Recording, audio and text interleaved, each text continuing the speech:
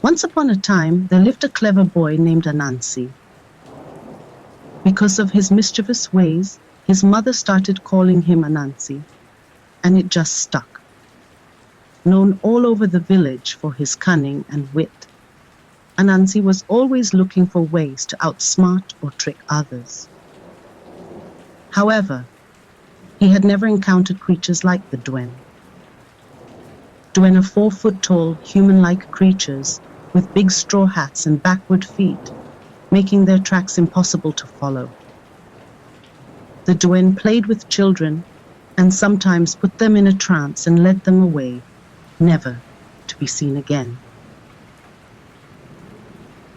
One day, Anansi overheard the village elders discussing the disappearing children, some blaming the Douen. It could only be them. They had grown bold, coming closer to the village and luring children away. Anansi saw this as an opportunity to prove his cleverness and decided he would trick the Douen. Remember, Anansi is a clever boy, and before setting off into the forest, Anansi visited Tanti Em, the village's wise old woman. She knew many secrets about the forest and its spirits. Tanti Em told Anansi all about Douen, the wap-wap sound they made when they were close. She told him about jumbi beads, bright red seeds with a black dot that grew on vines. They were known to offer protection against evil spirits. We used to take these jumbi beads and string them into bracelets. Their power protects people from evil, including Douen. Douen also loves shiny things, so we never gave children shiny things to play with. They get you when they call you by name. They always sound like someone you know.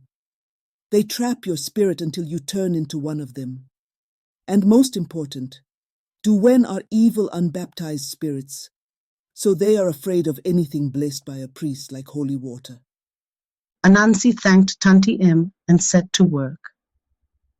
He collected the jumbi beads and tied them all over his rope, their bright red and black colors glinting in the light. He also brought with him a bag filled with shiny objects he had collected from the village, filled his pockets with pebbles, and carried a special weapon, a water gun filled with holy water. As the sun began to set, Anansi heard the eerie, childlike giggles and the wop-wop sounds of the Douen approaching. One of the Douen called out, Kwesi! Kwesi! That was Anansi's given name, but the Douen didn't know that no one ever called him that.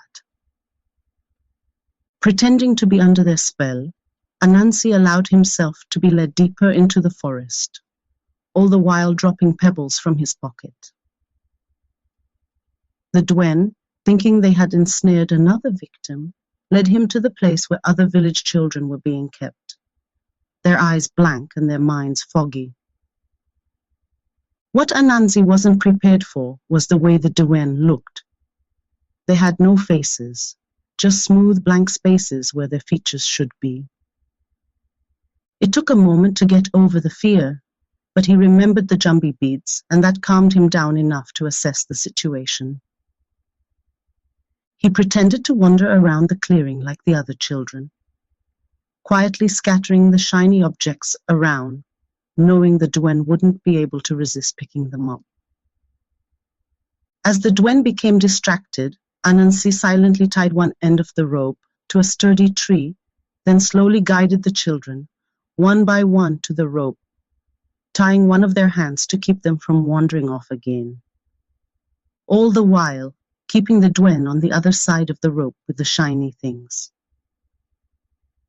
After all the other children were safe, he continued to wander around and used his water gun to spray holy water in a circle around the Douen, trapping them. When the last Douen was bound within the circle, Anansi held tightly to the rope and revealed himself. The jumbi beads glowing faintly, their protective power surrounding the kids tied to the rope and holding the Douen fast. What are you doing, Kwesi? The Douen leader hissed. Release the children at once.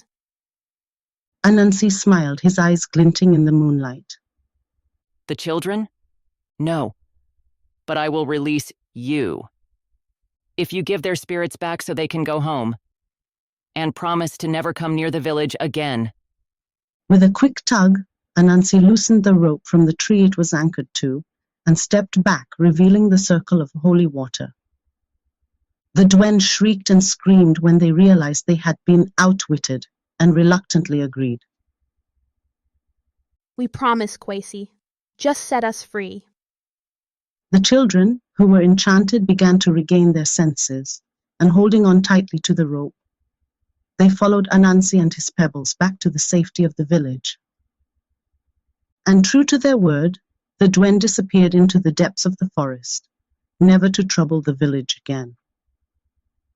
Upon their return, the villagers rejoiced and celebrated Anansi's bravery and cleverness. To ensure that the Douen could never again lure their children away, the villagers also made jumbie bead bracelets for all the children, believing in their protective power against evil spirits. They could also be seen hanging the jumbie beads by their doorways and windows, and began using nicknames for their children.